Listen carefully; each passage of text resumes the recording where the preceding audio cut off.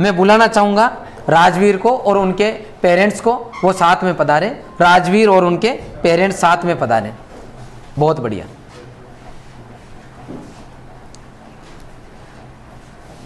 हाँ आइए। हाँ, और मैं जो अपनी बच्ची है दिव्या शुक्लेचा, उनकी सिस्टर पूजा शुक्लेचा जी आप आए हुए हैं, आप आए और जो राजवीर की मम्मी जी हैं उनका सम्मान करें। हाँ आप आ जाइए मैम। हाँ थोड़ा सा इधर आ जाइए आप आगे आ जाइए आप। बहुत बढ़िया। हाँ आप सोल लें, माला पहने आप। हाँ अब मुझे दीजिए।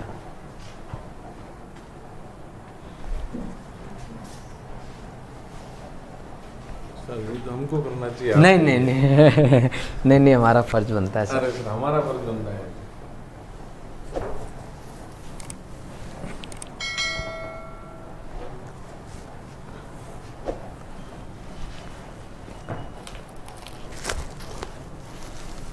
बहुत बढ़िया। हाँ आप आ जाओ बेटा, इधर आ जाओ थोड़ा सा ना। हाँ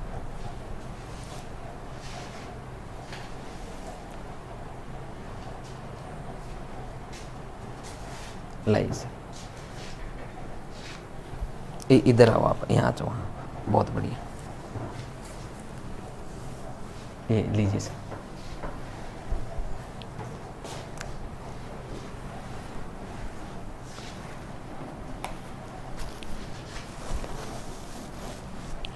ये लीजिए, अपन एक फ़ोटो ले लेते साथ में। आओ इधर आओ, तो आप यहाँ आओ। मैम आप भी आए, इधर आए, मेरी साइड आए। बहुत बढ़िया। ये लो सब, बढ़िया फ़ोटो लो हमारी।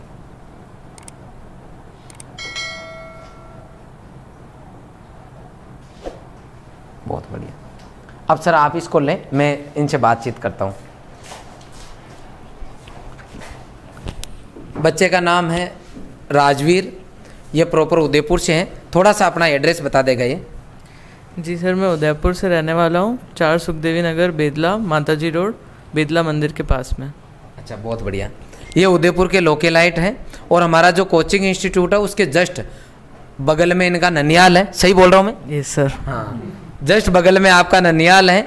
और हमारे जब इंस्टीट्यूट में यहाँ जब बच्चे तैयारी करने आते हैं तो हमारे हॉस्टल चलते हैं, और जब बच्चों की संख्या क्रैश कोर्स के टाइम जब ज़्यादा होती है तो इनके ननियाल में जो नानी जी है इनके यहाँ से हम रूम रेंट पे भी लेते हैं। बाकी ज़्यादातर टाइम रॉयल इंस्टीट्यूट के बच्चे ही वहाँ पे रहते हैं। मैं सही बोल रहा हूँ सर? Yes sir. अब राजवीर आपसे जानना चाहूँगा कि आप रॉयल इंस्टीट्यूट तक कैसे पहुँचे, यहाँ तक का सफ़र बताएं आप। सर ये बचपन से मैं देखता आ रहा हूँ। 2011 से इंस्टीट्यूट जब चालू हुआ था तब से ही सर यहाँ पे बहुत सारे बच्चे पढ़ने आते थे। और रॉयल का पता था कि मतलब उस समय पता नहीं था कौन से एग्ज़ाम्स होते हैं जी। फिर मुझे 2020 में जब ये कोविड पैंडेमिक आया तब सोशल मीडिया से पता पड़ा कि रॉयल के कोर्स चल रहे हैं, इसके क्रैश कोर्स के, लॉन्ग ईयर के। तो हमने डिसाइड किया कि जेट, ICR और BHU की तैयारी करनी है। तो पापा और मम्मी के साथ मैं फिर ऑफिस आया इसको देखने के लिए। अच्छा, तो आप हमारे ऑनलाइन कोर्स में पहले जुड़े थे या फिर ऑफलाइन बैच में आए आप? नहीं सर, मैं डायरेक्ट ऑफलाइन बैच के लिए आया था। बहुत बढ़िया, आप ऑफलाइन बैच में जुड़े थे। अब आप मुझे ये बताएं कि आपका मीडियम क्या था, हिंदी मीडियम था या इंग्लिश मीडियम? सर मैं इंग्लिश मीडियम से था। अच्छा, आप इंग्लिश मीडियम से थे। अब मुझे ये बताएं कि आप 12th में क्या सब्जेक्ट था, आपके सब्जेक्ट क्या था? सर मेरे 12th में PCB था, फिजिक्स, केमिस्ट्री, बायोलॉजी। अच्छा PCB था। तो आप बायोलॉजी के स्टूडेंट, तो आपके अचानक एग्रीकल्चर में आने के दिमाग में कैसे आए कि मैं तो एग्रीकल्चर लूँगा और आगे इसी में कैरियर बनाऊँगा? सर मुझे फ़िज़िक्स बिल्कुल भी पसंद नहीं थी और फिज़िक्स बिल्कुल समझ में भी नहीं आती थी। और एग्रीकल्चर का यूँ था कि एक ट्रेंड जो चला आ रहा है कि खाली डॉक्टर और इंजीनियर बन सकते हैं, ऐसा कुछ नहीं है। एग्रीकल्चर में काफ़ी स्कोप है और सर मुझे एग्रीकल्चर में ही जाना था, इसलिए मैंने डिसाइड किया कि मैं ये वाले एग्ज़ाम्स दूंगा। अच्छा, मतलब जब आप डॉक्टर वाला एग्ज़ाम देने गए तो आपको फिजिक्स ने अटका दिया। यस फिर कहीं ना कहीं सोचा कि दूसरा रास्ता क्या है, तो आपको थोड़ा आइडिया लगा कि एग्रीकल्चर ले लेते हैं।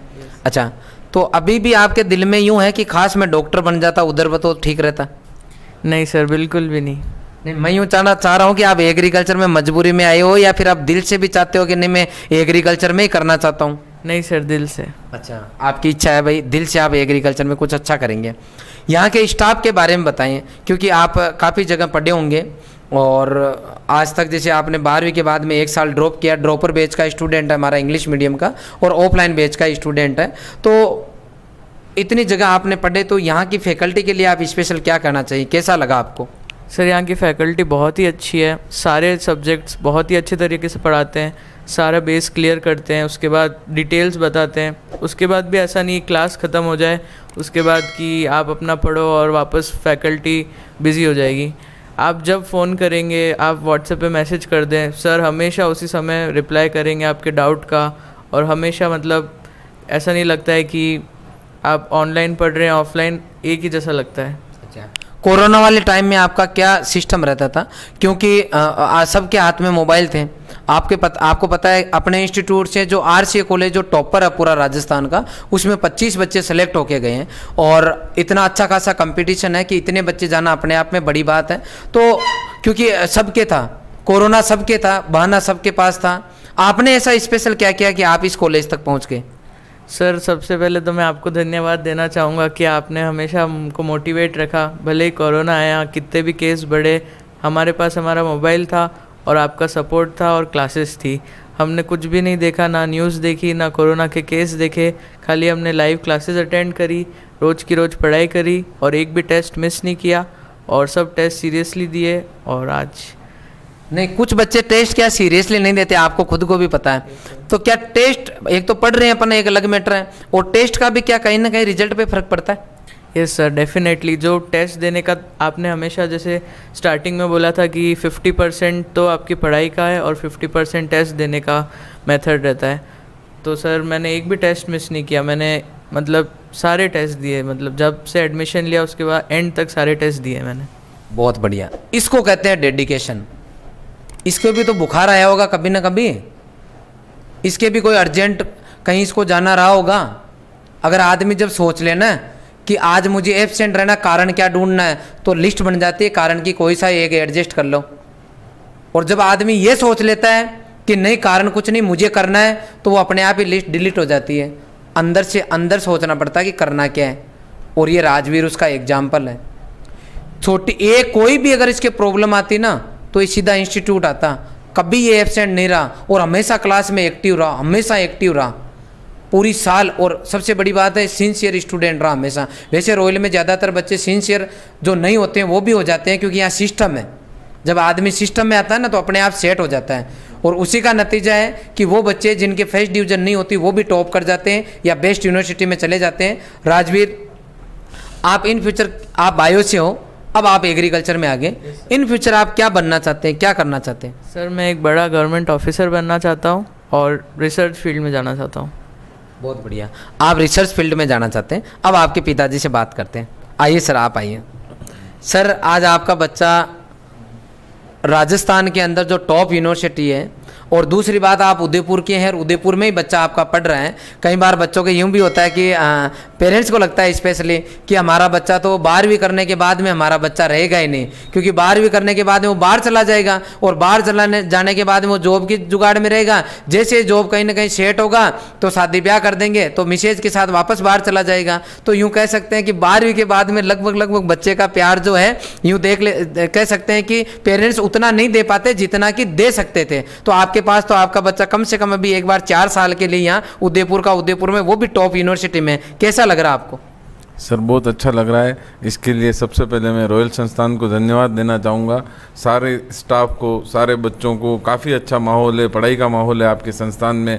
और सबसे बड़ी बात है कि जो अभी आप बात बता रहे थे कि दिल से आदमी लग जाना चाहिए, तो जो सर आप हैं, आप पूरे दिल से लगे हुए हैं आपके संस्थान के लिए, इसीलिए ये परिणाम है सर।